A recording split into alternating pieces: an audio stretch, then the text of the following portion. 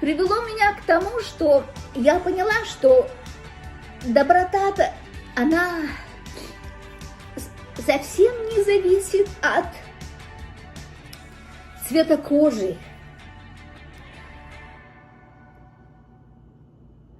Доброта не зависит от образования, доброта не зависит от возраста, доброта не зависит от ваших денег в банке. Либо у человека есть это качество, либо его нет.